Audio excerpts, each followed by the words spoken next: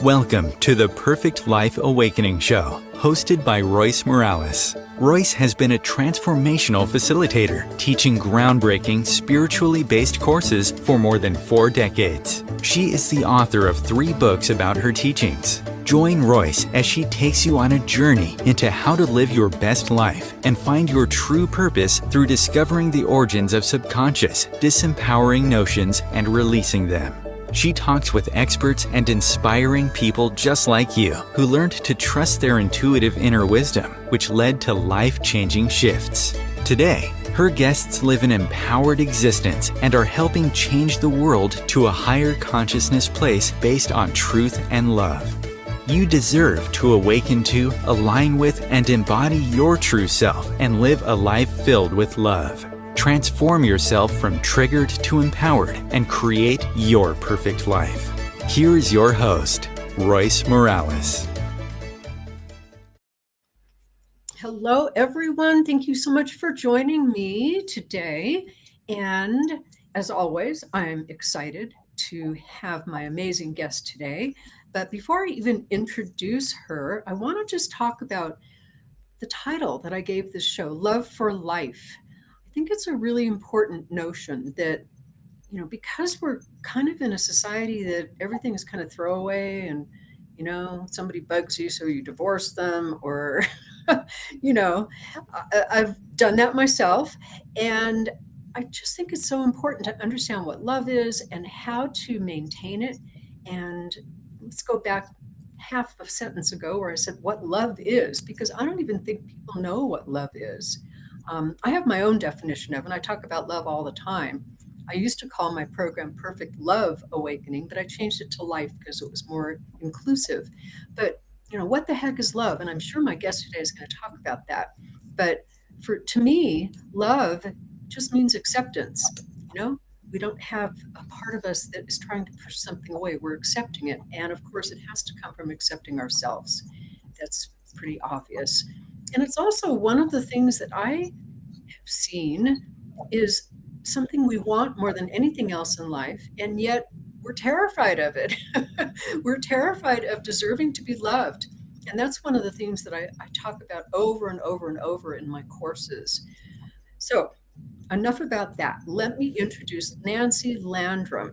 She is the author of How to Stay Married and Love It, and she's going to talk about her marriage and all she learned from that. She's a relationship coach, and she's guided hundreds of couples back from the brink by using transformative relationship skills. She has her master's in spiritual psychology, personal experience, and research-proven strategies is what she uses. She talks to couples about how to talk about anything without fighting.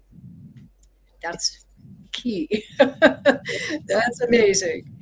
Rediscovering deep connection, experience peace, and lasting love. And how does that happen? Through healthy communication. And that too is something I talk about a lot. So we're definitely on the same wavelength here. She's a columnist, a journalist, and founder of the online relationship solution that she calls the Millionaire Marriage Club. And she's the author of 8 books. And I love this. Her ultimate goal is to lower the divorce rate globally. Wouldn't that be nice? So welcome, Nancy. I'm so glad you're here. So thank you. It's such an honor to join you.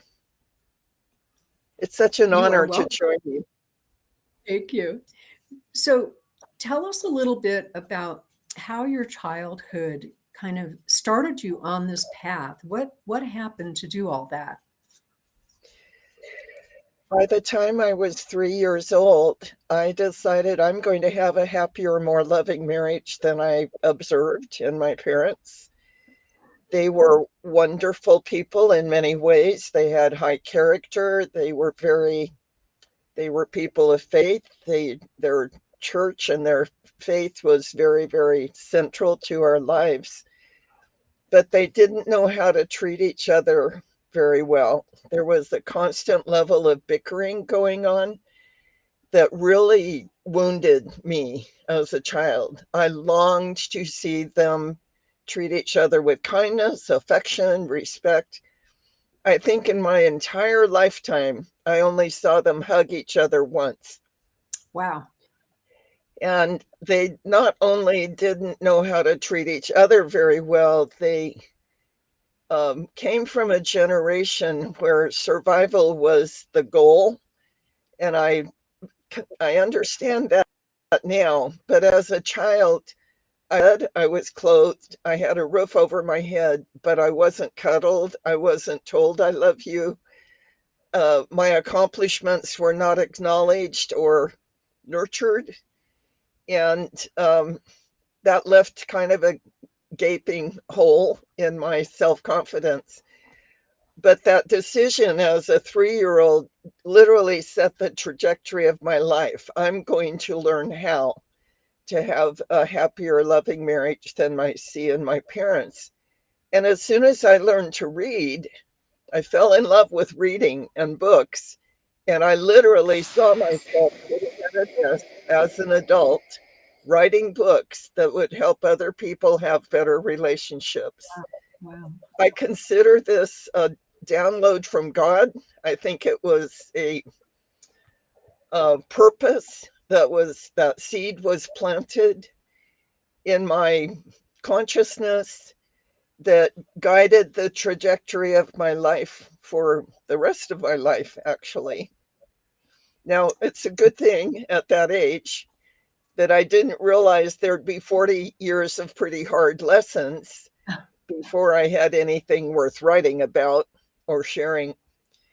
But nevertheless, there was a passionate drive in me to learn about relationships and also learn how to get out of the emotional pain that was buried in me for a very long time. Wow. I married young because I wanted to get out of my home.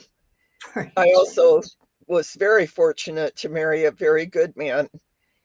We had 2 baby boys and had only been married 4.5 years when he left home to play softball with our church league and dropped dead on the ball field of an aortic aneurysm that we didn't know he had. So I was only 23. I don't know how anyone can be prepared for that kind of life-shattering trauma. I think in something I read of yours, Royce, you mentioned a shift life from the roots. And that was certainly an event that rattled me to the roots of my being. It took about 5 years to pull out of the depression and the grief that I felt and for life to begin to look good again. I enjoyed my 2 boys. They were rambunctious, really.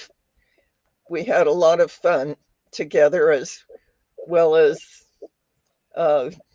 knowing that I needed to set appropriate boundaries and have consequences because I didn't want 2 very active boys running my life. I wanted to be the parent, which was a good thing, or they could have energy and so forth.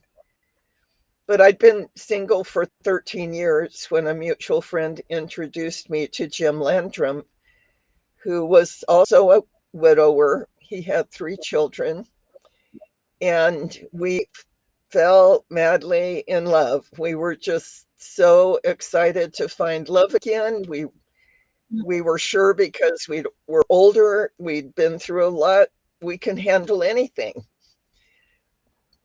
So we blissfully said I do and joined our families under one roof.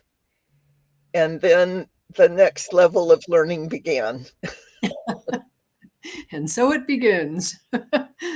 Yes, we before the show began, we were joking about an old show in the 70s about a step family called the Brady Bunch.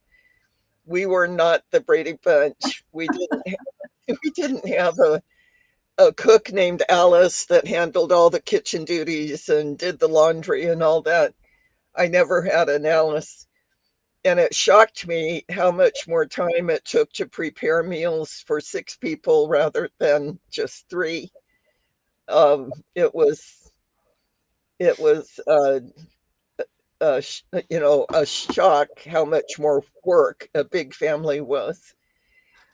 But we we didn't have any trouble treating each other with respect and love and kindness when we agreed.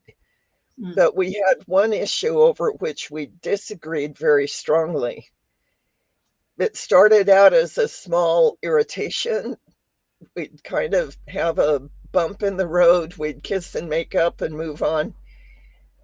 But because we didn't know how to resolve the issue and we did not know how to manage conflict very well, that issue grew and grew until a few years later it was dominating our marriage. And slowly our love was leaking out of the marriage. We were fighting more and more often. It affected not only us, but our children, which of course we didn't want to have happen at all. So our blissful assumption that we were adults, we could handle anything, was just blown to smithereens. Until finally it was so bad we humbled ourselves to admit that we needed help. And then it took a year for us to find effective help. We went to 3 different therapists, we read books, we went to workshops, and nothing seemed to give us what we needed until we found a coach that began to teach us some good anger management skills, because both of us were really very angry by that time. And she also taught us some very simple communication methods. We had been delivering our messages to each other in a very attacking way. Yeah. And my favorite method was sarcastic put downs. I'm really good with words, and I knew how to cut Jim with words. And I also eventually became a yeller, which I hated. But when you're so frustrated and you're not being heard, it's like it ramps up the volume for me, until finally Jim began to say, "Nancy, the louder you yell, the less I can hear you." And he was exactly right. But of course, he had his favorite attacking methods too. And his was the finger pointing you. You should have. Why didn't you? I can't believe you didn't know to do this or that. And that didn't go over very well with me either. So our methods of communicating were triggering each other almost daily. And it was exhausting. It was so exhausting. And when we found this coach, we found out later that I was saying to her, I don't respect him anymore because he doesn't keep his word to me about this one issue, although he was very trustworthy in every other area. And if I don't respect him, I don't know how much longer I can love him. And later I found out that Jim was telling her, I don't love her anymore. We didn't believe in divorce, and yet we were considering the possibility of separating for a length of time. We didn't like that idea either. And gradually, because she began to teach us how to deliver our messages in a non-attacking way, so that the partner could hear the message and understand it, rather than reacting to it and it escalating into a fight.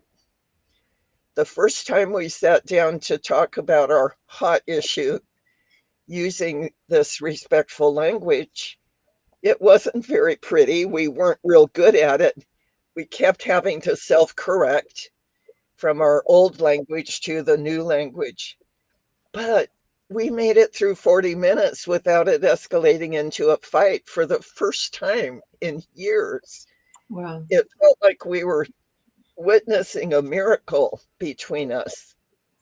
We actually were able to hear each other's message and began to understand what was going on between us from each other's point of view. We were exhausted from the effort of translating our old methods into these simple new methods. But we decided to set our issue aside for that day. We came back to it several times over the next few weeks using this respectful language. When we stood, I stepped into Jim's arms and he said, "That felt so respectful. Let's do our best to always treat each other with respect." I agreed. What I didn't realize, either of us didn't realize until later, was that day some very important things happened. First of all, because of our new commitment to always treat each other with respect, we never had another fight. We Wow. had to learn how to handle anger in a respectful way. And there's definite skills for doing that so that we weren't lashing out in anger toward each other. But because we were so tired of hurting each other and tired of being in pain, we were so totally committed to this new commitment to always treat each other with respect. So we never had another fight. And I like to say that our goals changed also. Before that, my goal was to prove to Jim, I'm right and you're wrong. Right. Yeah. And of course, that was, between you and me, that was true. But his goal was also to prove to me that he was right and I was wrong. And as long as that was my goal, we would keep fighting. That's the foundation of every fight. Yeah. Yeah. For most everybody. It doesn't matter what the topic is or what the issue is, but that's the foundation of every fight. So over the next few weeks, we had several of what I now call skilled discussions, meaning you speak respectfully and you listen for the purpose of understanding the other person's point of view. And within a few weeks, we started out at opposite sides of this issue, like opposite corners of a boxing ring. But with every skillful, respectful conversation, we gradually moved closer to the middle, where we could really hear and understand each other's point of view.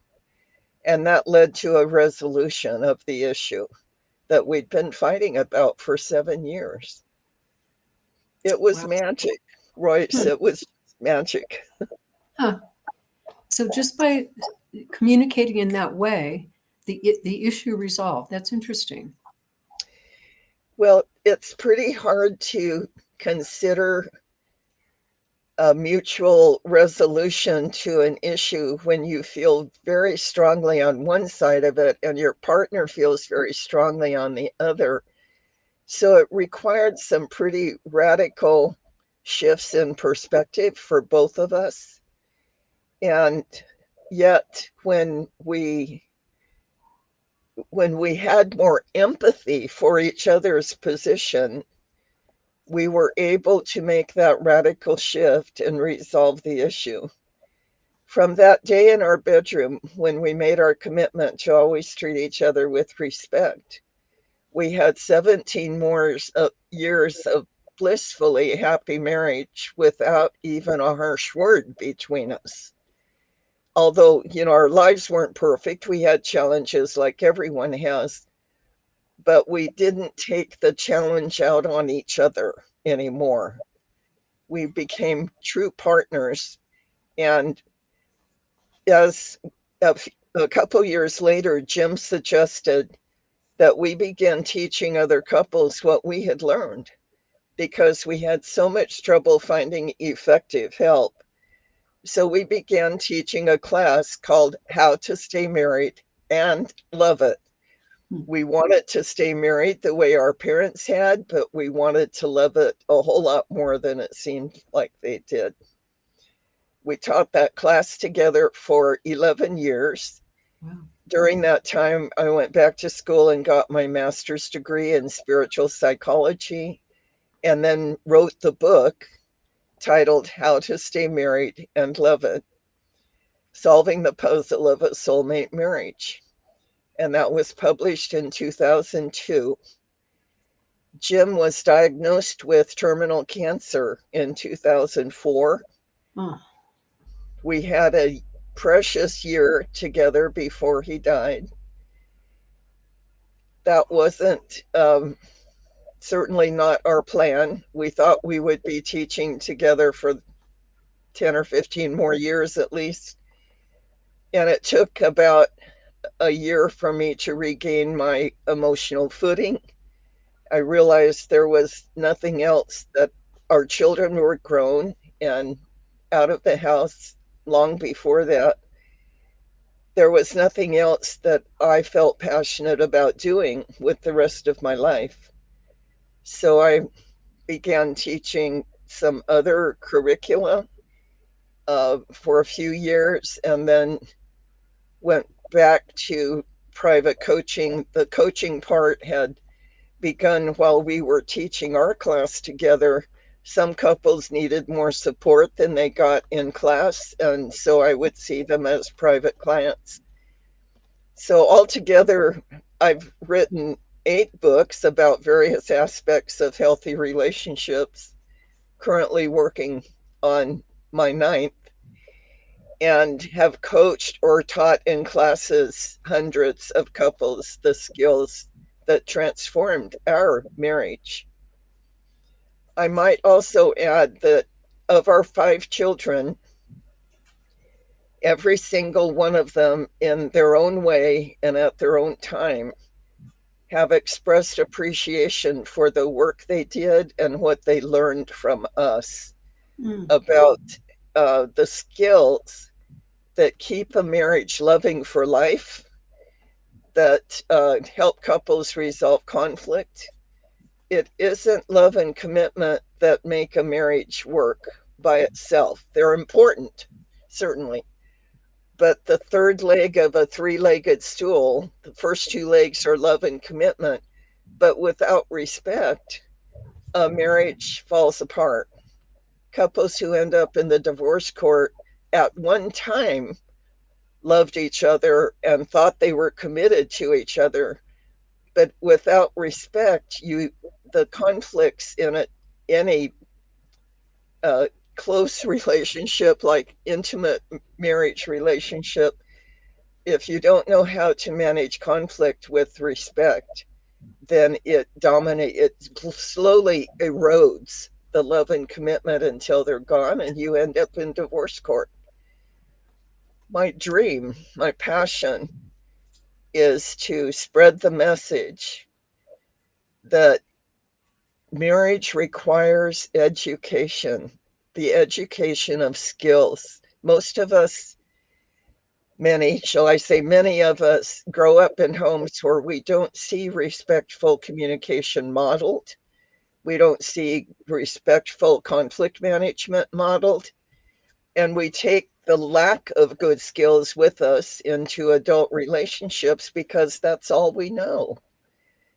It requires education and passing a test to get a driver's license. Most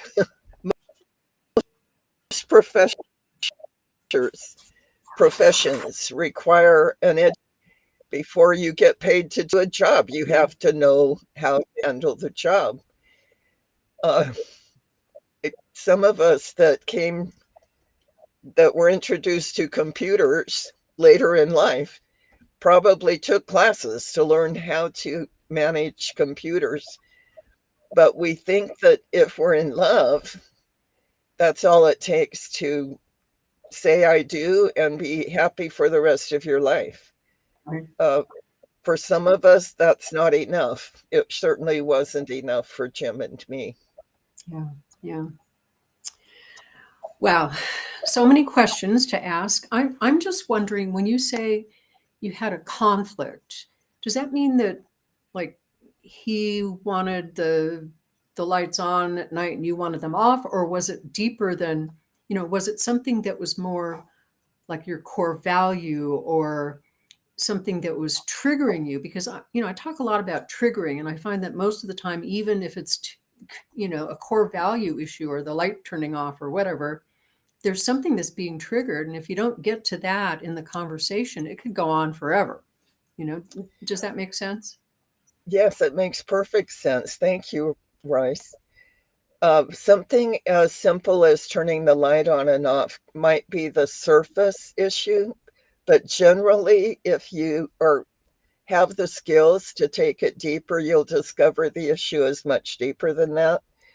Yeah. Jim and I each had 2 teenagers when we married, and we made a wise decision, which later research of step families has validated, that we would continue to single parent our teenagers. They were not at a good time to accept another parental figure in their lives. That worked seamlessly, but he had an 8-year-old son, and he wanted me to be Jimmy's mom. So he wanted us to co-parent Jimmy.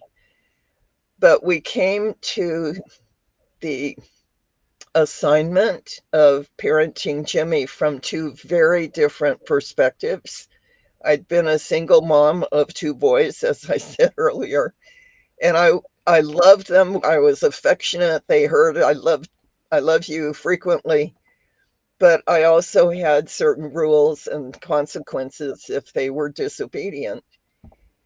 Jim, on the other hand, did a wonderful job of loving all of his children. He was very affectionate, very non-judgmental, but he did not like setting rules or having consequences. Basically, we would agree on certain rules, like he needs to brush his teeth before he goes to bed, or pick up toys from his room before bedtime, or do his homework before watching TV. They were very reasonable rules for an 8, 9, 10-year-old.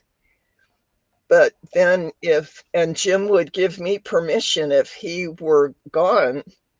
For instance, he gave me permission to enforce the rules that we'd agreed on. But then when he'd get home, Jimmy would cry and complain that mom was mean, and Jim would turn on me. Why didn't I know that should have been an exception to the rule? Well, anytime Jimmy got upset about any kind of rule, Jim would call it an exception.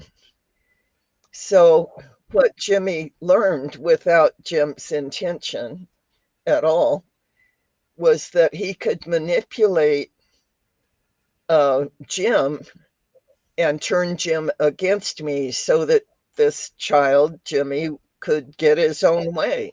He didn't have to follow the rules. Right. And I could see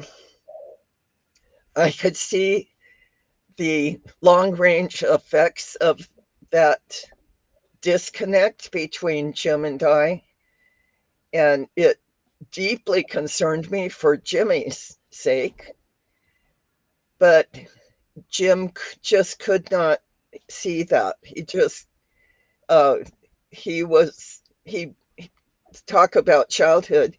He had a very stable home as a child, but his father had a very explosive temper. And he didn't lose it often, but Jim was a very sensitive single child, only child in the home. And once in a while, his dad would just blow up at him, and it wounded him so deeply that he wanted to avoid anything that might cause his child pain, even if the pain was a necessary part of disciplining a child, giving Jimmy rules with consequences. So if Jimmy was upset, Jim would take Jimmy's side because he didn't want to wound his son Right. the way he had been wounded. So the agreement that we came to was to save the marriage, that we both considered that more important, the highest priority. And so I resigned from any parenting duties with Jimmy. Jim took over all the parenting again. We thought we were a total failure at co-parenting this child, but we learned several years later when we were speaking at a step-family support group that the research that's been done about what makes step-families work, succeed, and the practices that cause step-families to fail, we learned that one of the recommendations is if there's any conflict over parenting at all, that the biological parent takes over full parenting. The step parent is there to support the biological parent, even if you disagree with the decisions they're making. And that was basically what instantly eliminated, well, the decision to treat each other with respect stopped all the fighting immediately. But when we agreed that Jim would go back to single parenting Jimmy and I would step out of any role of a parenting role with Jimmy, that eliminated the issue from our family, from our marriage, and brought peace to all of us. Yeah. So it's just about time to take a break, but when we come back, I want you to talk a little bit more about some keys to good communication in a marriage or in any relationship. Yes. You don't put the word marriage in there, or parent. It can fit with anything. So we will be right back. I'm talking to Nancy Landrum. We'll be right back. Om Times TV.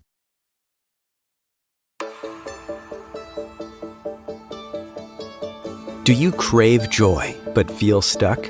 Do you go through life feeling constantly triggered and frustrated?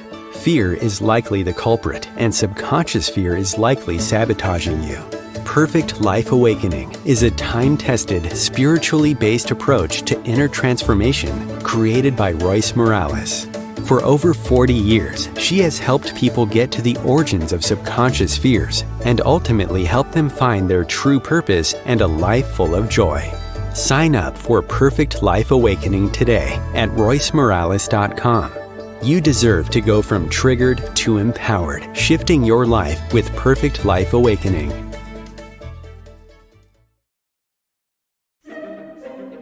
Imagine becoming a super influencer. Reinvent yourself, invest in your brand, and then manifest your success with a robust spheric approach. Om Times Media and Broadcasting offers a unique and multifaceted way to become the spiritual and conscious influencer you deserve to be by putting your message across our powerful platform with its proven record of integrity and excellence.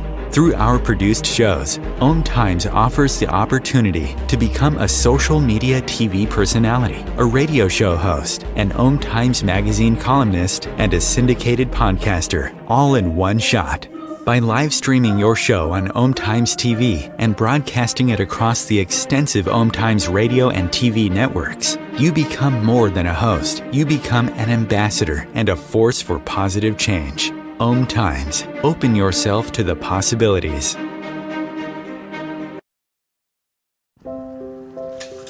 I want to eat apples and bananas. I need to eat apples and bananas. Why can't I eat apples and bananas? Support the Feeding America nationwide network of food banks to help provide meals to those in need. Join us at feedingamerica.org.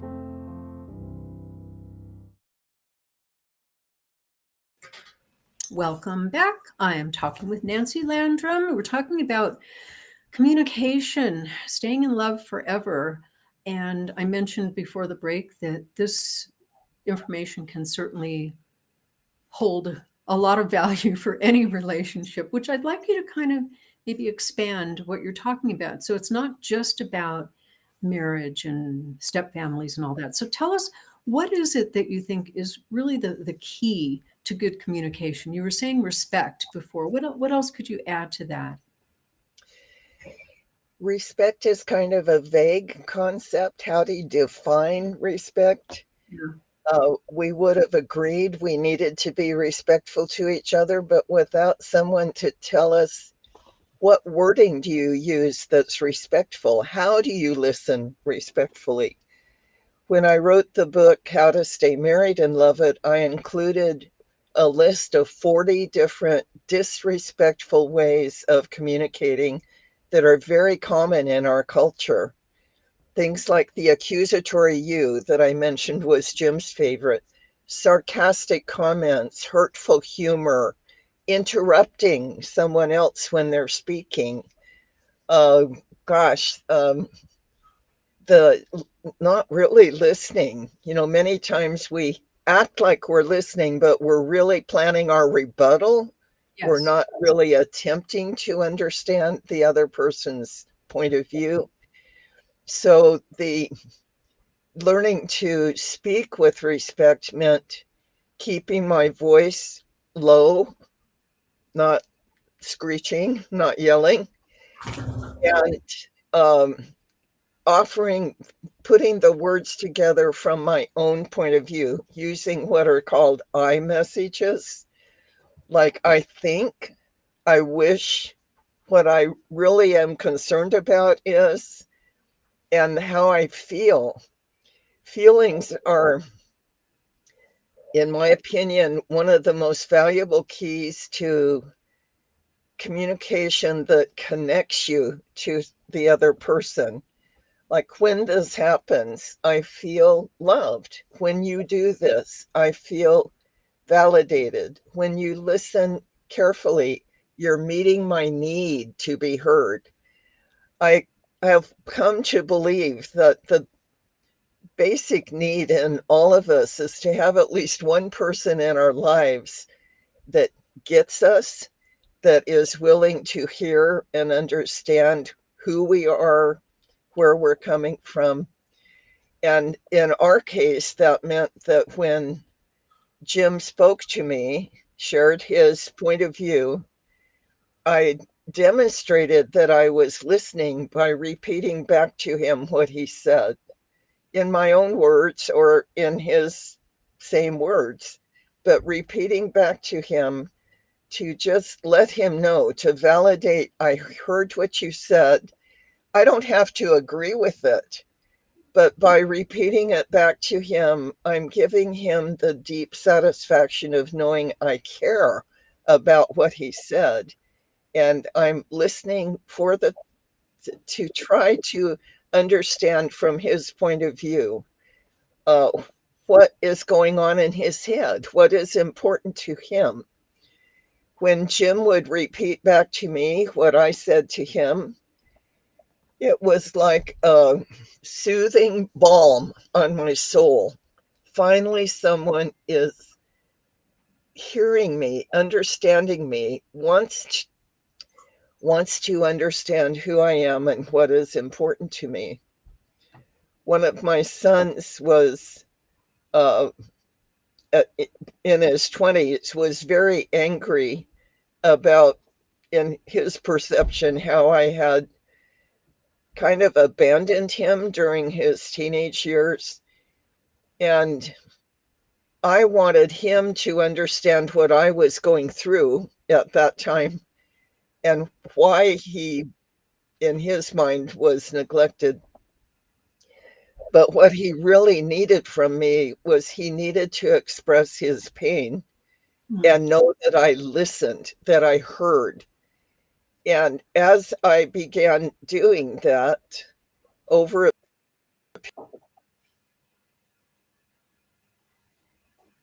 just a few years, we had several conversations that felt to me. And as a parent, it was hard to hear those words. It was hard to hear how deeply I had wounded my son. But as I listened to him and with empathy repeated back to him what he said, the wound healed between us. And today I'm parked in his driveway going to share Thanksgiving with he and his family. We have a very communicating, loving relationship that's been restored because I was willing to hear his pain without excusing myself or offering up some kind of explanation. He needed me to be the loving parent to him even years later in order to heal the wound between us. So, communication that connects people is speaking in ways that are respectful, that deliver a message that doesn't trigger a negative reaction, and mostly, frankly, mostly being willing to listen with empathy. Yeah.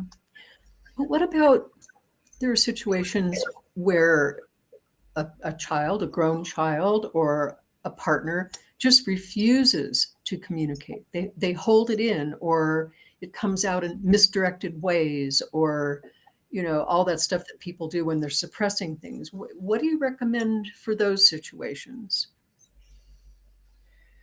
I've had two different clients who whose wives, they were men whose wives were not willing to come with them to see me.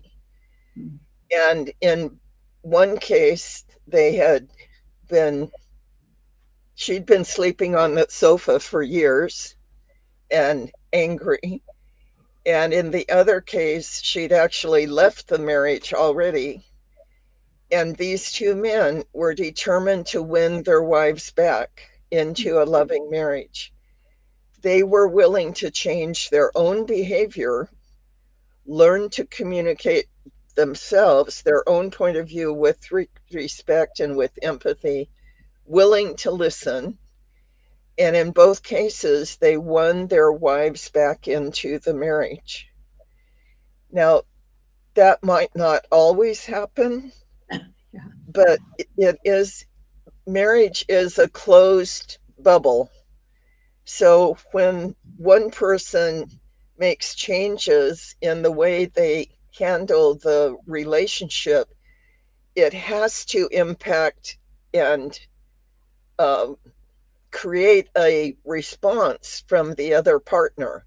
It's like pushing on one side of a balloon, the other balloon bulges as a result. The marriage, I describe this to my coaching clients that marriage is a living entity like a child between you. And that marriage needs nurturing, it needs um, consistent, loving communication, it needs date nights, it needs weekends away, it needs thoughtful kindness day by day. One of the things I recommend is that couples give each other a sincere appreciation every day for something that they are grateful for. One of the most common complaints I hear from couples is that them feels unappreciated, taken for granted. You can't just get married when you're in love and expect it to maintain itself for the rest of your lives. It requires maintenance. Like you wouldn't starve a child, I hope. Uh, Most of us would not starve a child. But if you're not giving appreciation to your partner at least every day or going on regular dates, you're starving the health of that relationship. So sometimes it requires Love requires an appropriate boundary. One of my sons was, uh, let's see how to describe. He was a difficult child and became a difficult adult, and I had to learn how to set appropriate, healthy boundaries to protect myself from his disrespect to me. Um, One example is Steve, as a teenager, loved Camaros, the car model Camaro, and he would buy junk Camaros and cannibalize them to put together parts that worked in one good Camaro, which, never seemed to quite happen. But we had a couple of junk Camaros in our backyard, and I kept asking him to, you know, get rid of them because our backyard looked like the local junkyard. And he kept promising, "Sure, Mom, I'll do it." But it didn't get done. And so I finally got smart and was beginning to learn about setting loving, appropriate boundaries for an adult child. And I said, "Steve, when's the earliest you can have these cars out of our backyard?" "Well, next Sunday." "Okay, Sunday by what time?" "By 3 o'clock." "Okay, Steve, if they aren't gone from our yard at 3 o'clock on Sunday, I'm going to call a wrecker and have them hauled away as junk." And he said, "Okay." Sunday morning, and I stopped nagging. I stopped harassing him about it. Nagging doesn't help, doesn't work. I stopped lecturing him because lecturing is not a good parenting skill. That doesn't work either. So Sunday morning came, and Stephen said, "Mom, I'm sorry I won't be able to move the cars today because my friend and I have made other plans." I didn't blow up. I just said, "Okay, but that wasn't our deal. So that if the cars aren't gone by 3 o'clock, I am calling the wrecker to come and get them." Well, he hustled around and found a friend with a trailer and got the cars moved out of the yard before 3 o'clock. Simple boundary with clear consequences. And he knew the boundary, he knew the consequences, and I quietly, respectfully stuck to it. And he took care of it. And he knew that if he didn't take care of it, I was going to call the wrecker and get them out of our yard. So sometimes when people, children or friends, or even your parents or your partner, are doing things that consistently are disrespectful to you, then another skill that I learned over time is setting an appropriate boundary to take care of myself. And what I learned was when I set a boundary that is healthy for me, it is automatically healthy for the other person too, whether they like it or not. Because in God's economy, He's not going to teach me a way to take appropriate care of myself and make that damaging to someone else. That's it. The universe just doesn't work that way. So, another book that you may be interested in if you find yourself being frequently mistreated or promises keep being broken to you. The book is called Pungent Boundaries. I named it that because pungent is a word that signifies a bad taste in your mouth. It doesn't smell good, it doesn't taste good. Boundaries are difficult work. They're not fun. They're not sweet and rosy. But boundaries are also very healthy boundaries. Appropriate boundaries are also necessary in some relationships. Yeah. So back to my question. somebody, somebody is angry, whether this is your child or your husband or your neighbor, but they just won't talk to you about it. They just, they're sending out signals energetically as well as in other ways that something happened between the two of you and they're just not willing to talk about it. How would you recommend that you get them to open up? What, let's say you even confronted them on this and said, I know something's going on, talk to me. What would you recommend? You cannot force someone to talk when they're afraid of being vulnerable.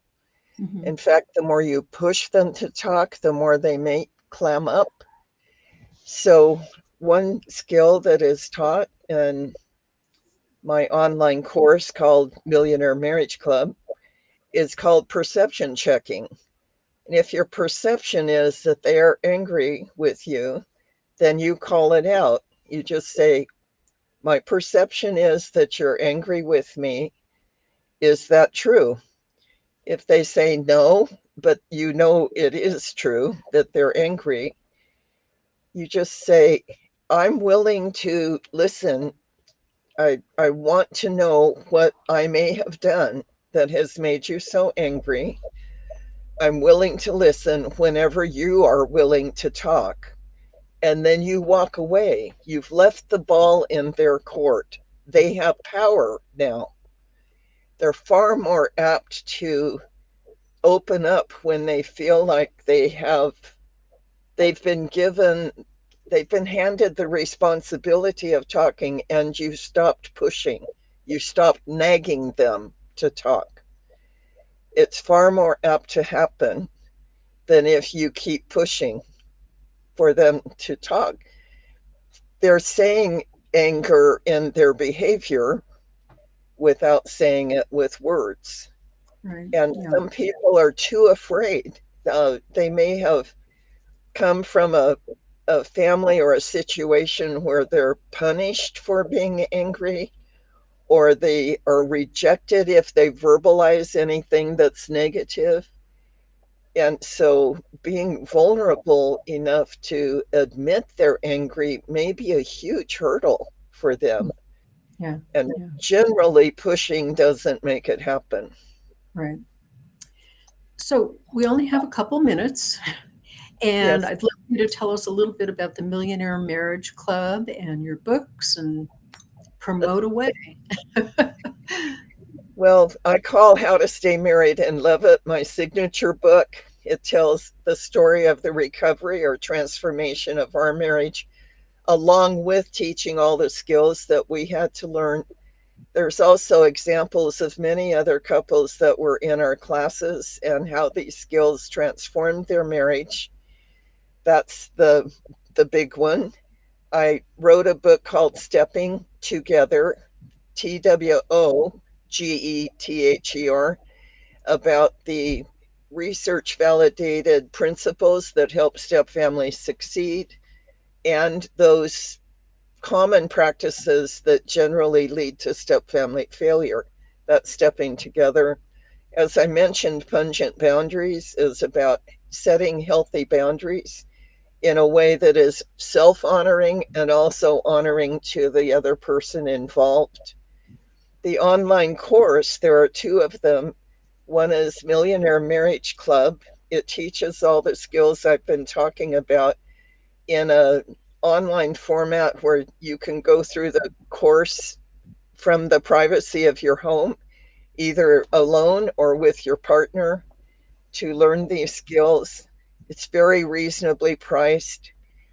And then there's a edition, the Millionaire Marriage Club Step Family Edition, that also adds all the information that helps step families succeed.